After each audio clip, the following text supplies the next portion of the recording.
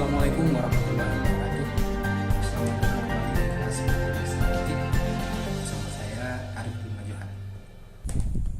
Pada bagian ini saya akan coba review beberapa contoh dari beberapa variabel turunan masing-masing dimensi lingkungan eksternal yang tadi kita diskusikan. Saya akan fokus dulu ke 4 dimensi, yaitu lingkungan ekonomi, lingkungan sosial, lingkungan politik, pemerintahan dan hukum, dan juga lingkungan teknologi. Nanti lingkungan kompetitif akan kita diskusikan secara khusus. Nah, pertama lingkungan ekonomi. Jelas sekali lingkungan ekonomi memiliki pengaruh yang sangat besar terhadap bisnis, tingkat konsumsi masyarakat, tingkat pendapatan masyarakat. Ini akan sangat berpengaruh terhadap kemampuan masyarakat untuk membeli barang atau jasa. Atau salah satunya kalau kita coba analisis lebih dalam ya, saya ambil contoh ada tingkat suku bunga misalnya. Tingkat suku bunga yang tinggi akan menyebabkan ketersediaan kredit rendah. Jadi kalau suku bunga tinggi, orang akan cenderung menabung daripada berhutang. Nah, karena tingkat ketersediaan kredit yang rendah, maka kemungkinan orang untuk mengkonsumsi lebih juga akan berkurang. Mereka hanya akan mengkonsumsi sesuatu yang mampu mereka beli. Nah, perusahaan-perusahaan yang terdampak oleh kondisi ini tentu perlu menyesuaikan diri, misalnya dengan cara mengurangi jumlah produksi atau dengan cara menurunkan harga agar tetap terjangkau oleh masyarakat. Kita ambil contoh real misalnya, perusahaan atau industri mana yang terkena dampak dari kenaikan suku bunga?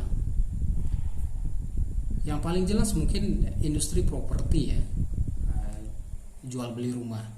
Sebagian besar masyarakat mungkin di Indonesia melakukan pembelian rumah dengan cara kredit.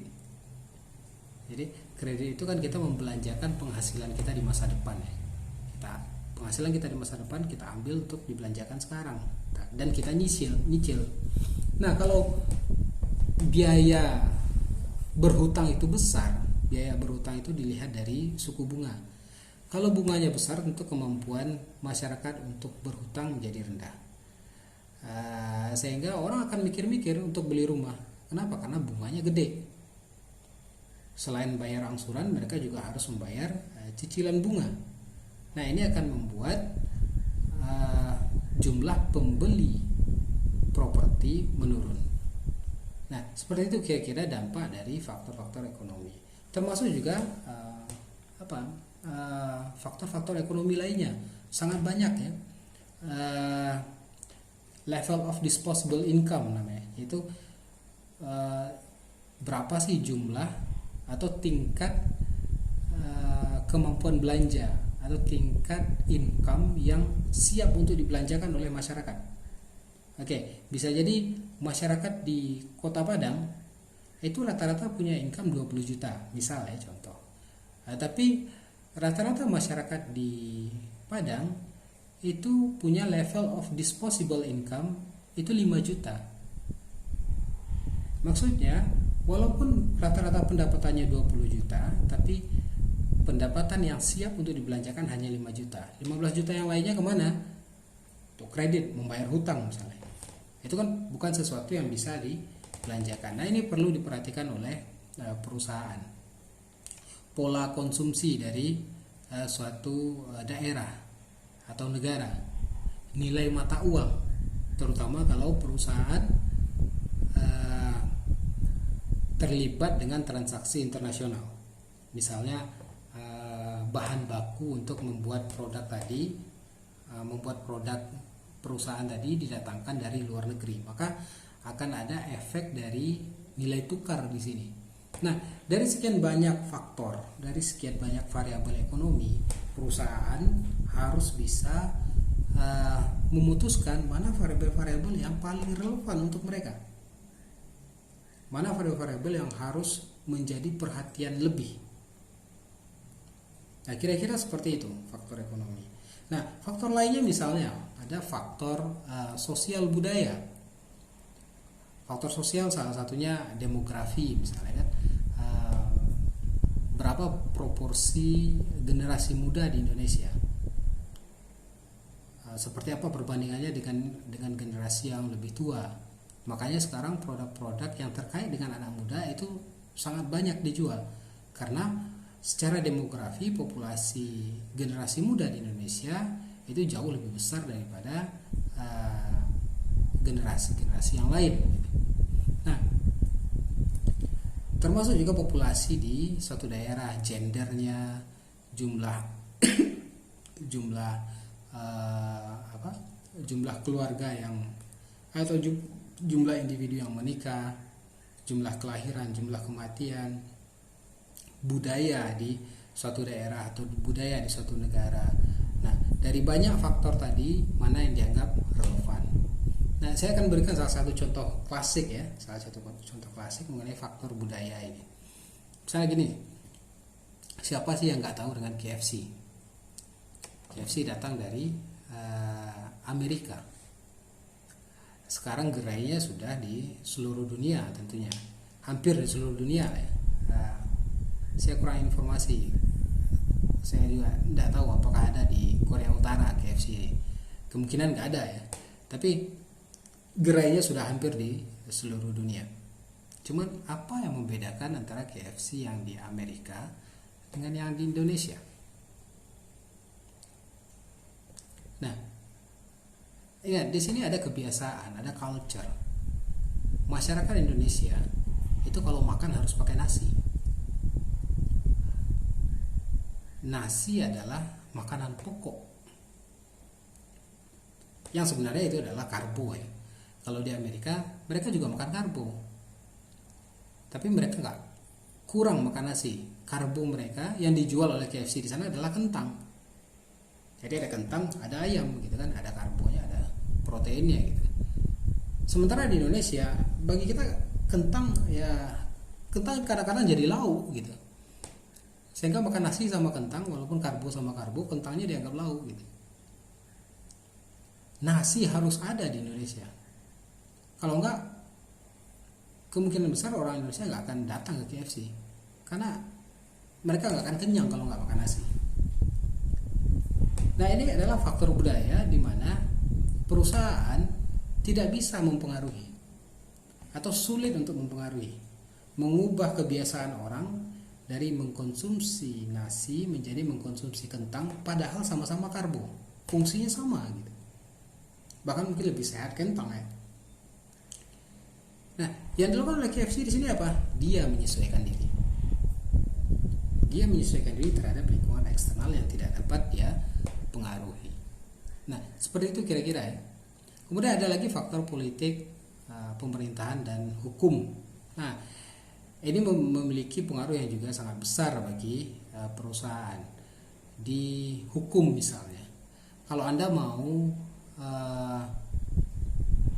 berjualan makanan, terutama dengan skala yang besar, memproduksi dengan jumlah yang banyak dan didistribusikan ke daerah yang cukup luas, maka pemerintah mengharuskan Anda untuk diuji dulu di Badan POM ya, Pelayanan Obat dan Makanan. Anda harus certified dulu di sana. Ditambah lagi harus ada Anda certified dari Majelis Ulama untuk meyakinkan bahwa makanan yang Anda produksi ini melalui proses dan dibuat melalui bahan-bahan yang halal. Nah, itu regulasi. Termasuk juga regulasi ketenagakerjaan. Berapa tahun Anda bisa mengontrak seorang karyawan dalam bentuk outsource, sehingga setelah tahun tersebut habis dia harus dijadikan sebagai karyawan tetap. Nah, ini adalah regulasi. Walaupun banyak perusahaan kemudian mengakali ya, misalnya aturannya 3 tahun nih, 3 tahun outsource, kemudian selanjutnya harus kontrak. selanjutnya harus diangkat menjadi karyawan permanen. Ya, habis 3 tahun kadang-kadang diistirahatkan dulu 1 tahun, nanti tahun keempat di hire kembali dengan kontrak yang baru ya. Nah, tapi kembali lagi ini sebenarnya adalah regulasi-regulasi yang kemudian harus diperhatikan oleh perusahaan untuk dilakukan penyesuaian. Yang terakhir ada teknologi. Nah, ini pada saat sekarang ini adalah forces yang sangat mempengaruhi terhadap bisnis ya. Kalau yang sekarang itu ada IoT, Internet of Things. Jadi segala kita terhubung dengan internet dimanapun, kapanpun. Bahkan para pakar sudah mengkategorikan juga internet ini sebagai salah satu kebutuhan ya, walaupun tidak primer tapi ya hampir sepenting primer lah. Jadi kita membutuhkan akses internet lebih besar daripada sebelum-sebelumnya, dan kita terkoneksi. Nah, kondisi ini juga harus diperhatikan oleh perusahaan. Bisa jadi peluang, bisa jadi ancaman. Peluang terutama kalau kita lihat bagi bisnis-bisnis small medium enterprise sekarang, ini menjadi peluang yang sangat besar, di mana mereka bisa menggunakan internet untuk berjualan, mereka bisa menggunakan internet untuk berpromosi, sehingga produk-produk mereka dapat mempenetrasi pasar meskipun ada pesaing-pesaing dari produk-produk yang sudah lama dan dari perusahaan-perusahaan yang besar. Mereka tetap bisa bertahan menggunakan internet. Termasuk juga perkembangan mobile device misalnya, perkembangan penggunaan handphone, penggunaan alat-alat teknologi ini juga sangat mempengaruhi perusahaan ya, sangat mempengaruhi operasional bisnis perusahaan. Teknologi juga masuk ke dalam teknologi utama. Misalnya gini, keberadaan 3D printing atau perkembangan 3D printing. Kalau Anda paham, 3D printing itu dapat juga dikatakan dengan adaptive manufacture ya. Jadi kayak nanti kalau Anda mau bikin sepatunya itu di print secara 3 dimensi dan kemudian dicetak secara customized untuk Anda. Nah, ini juga menjadi ancaman bagi pemain-pemain besar yang sudah terlanjur membeli mesin dengan investasi yang tinggi, yang kemudian membuat sepatu dengan less customized. Ya, ada ukuran tapi ukurannya sudah ditetapkan. Sementara kalau 3D printing dapat benar-benar sesuai dengan preferensi dan dengan ukuran Anda. Nah, ini akan menjadi ancaman yang sangat besar bagi perusahaan-perusahaan yang kemungkinan besar dengan adanya perkembangan teknologi terbaru, teknologi yang sedang dia gunakan akan menjadi usang. Gampangnya gini aja, mesin tik itu dulu mati karena munculnya teknologi baru yang menggantikan itu komputer, sehingga orang nggak lagi menggunakan mesin tik.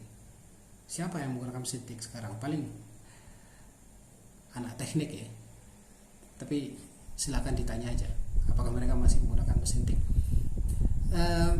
Perkembangan robotik, artificial intelligence, ini juga sangat mempengaruhi bisnis, di mana robot sudah bisa menggantikan beberapa pekerjaan yang dilakukan oleh manusia, misalnya pekerjaan clerical ya, pekerjaan accounting, beberapa pekerjaan para akuntan itu sudah bisa digantikan oleh robot, kecuali pekerjaan analisis ini belum bisa digantikan oleh robot sekarang.